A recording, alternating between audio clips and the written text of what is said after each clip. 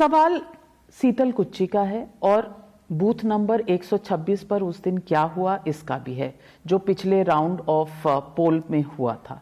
4 लोगों की जान गई और सेंट्रल सीएपीएफ फोर्सेस ने, सीआईएसएफ ने गोली चलाई। इस पर भी बहुत राजनीति हुई है और इस पर भी कई सवाल उठे हैं।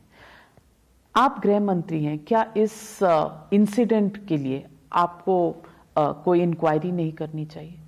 देखिए, इन्होंने सीआईडी क्राइम की इंक्वायरी रख दी है, ममता जी ने।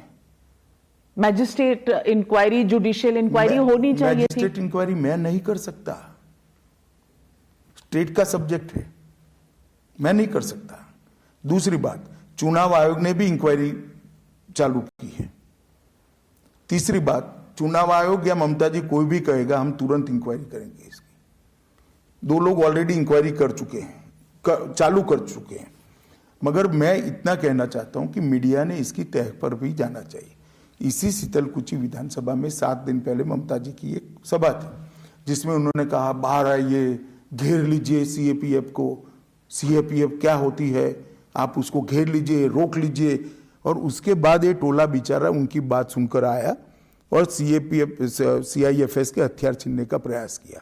उसी वक्त क्विक रिस्पांस टीम आई और भिड़ंत हुई। इसमें ये दुर्भाग्यपूर्ण घटना हुई है। मगर आप लोग भी और ममता दीदी भी 4-4 ही बोल रहे हो, बल्कि उसी दिन 5 लोग मारे गए हैं। आनंद बर्मन की मौत वहां नहीं हुई, दूसरी जगह शीतलकुची सीट पर ही हुई। पॉइंट ब्लैंक किसी गुंडे ने गोली मार दी, इसकी मां को भी मार दी। इसकी इंक्वायरी आप क्यों डिमांड नहीं कर रही हो? बिल्कुल होनी चाहिए। नहीं, ये तो अब मेरे कहने के बाद कह रही, पहले तो 4-4 बोली आप, क्योंकि आप भी ममता दीदी की तरह ही हो कि 4 मरे उसका तो रोना रो, 1 मर गया बेचारा राजवंश से, उसका बोलने की जरूरत नहीं है। आपने राजवंशी कहा, आप अगर वो पॉलिटिक्स कर रही हैं माइनॉरिटी की, तो आप भी कास्ट की कर रहे हैं। मैंने तो पहले दिन से 5 बोला हूं। आज आपको आपका न पूछने का कारण बता रहा हूं। आपने रैली में भी राजवंशी कहा है। हाँ, तो राजवंशी कहा ही है कि 4 की ही क्यों बात हो रही है? 5वें का नाम इसलिए नहीं लिया जाता कि वो राजवंशी था। और आप भी सवाल 4 का ही पूछते हो, 4 में क्यों इंक्वायरी नहीं हुई, 4 में क्यों इंक्वायरी नहीं, 4 में भाई 5 तो बोलो। मेरा तो इतना ही निवेदन है, जो करना है वो 5 का करो। ये तो सीआईएफएस की गोली से मारे गए। उस लड़के को तो बेचारे को पहला वोट कास्ट करने के लिए आया था, इसको पॉइंट ब्लैंक मार दिया गया, जिससे डरकर कोई वोट देने ना आए। इसका कोई हाय तो बाही नहीं करता।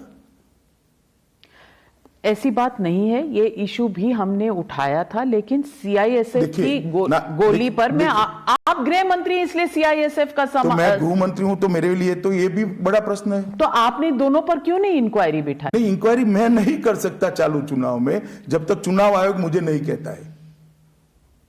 और ममता दीदी ने ऑलरेडी सीआईडी क्राइम की इंक्वायरी कर दी है कि दूसरा कोई इंक्वायरी अपॉइंट न कर जाए। मुझे तो कुछ डरना नहीं है इसमें।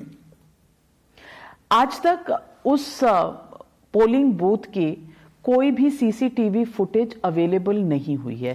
टेप वॉर्स, आपने भी एक टेप रिलीज किया है, ममता जी की पार्टी ने भी एक टेप रिलीज किया है, लेकिन जो असली टेप है, जो पोलिंग बूथ पे सीसीटीवी की फुटेज है, वो आज तक बाहर नहीं आई। सीसीटीवी फुटेज की रेंज में हुआ है या नहीं हुआ है, वो चुनाव आयोग जांच कर रहा है। चुनाव आयोग ने सारे सीसीटीवी फुटेज अपने कब्जे में लिए हैं। मुझे मालूम नहीं ये घटना जहां हुई वो पोलिंग स्टेशन के अंदर था या पोलिंग स्टेशन के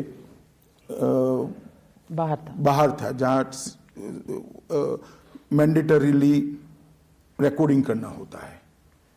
परंतु ये भी डिस्ट्रिक्ट मैजिस्ट्रेट के अंडर ही कैमरा लगते हैं।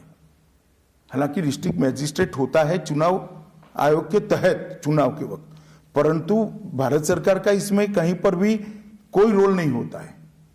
और मैं चुनाव आयोग ने जब ये सारे सीसीटीवी फुटेज अपने पास मंगाए हैं, वो जरूर जांच करेंगे और जांच करने के बाद जो तथ्य है वो सार्वजनिक भी करेंगे।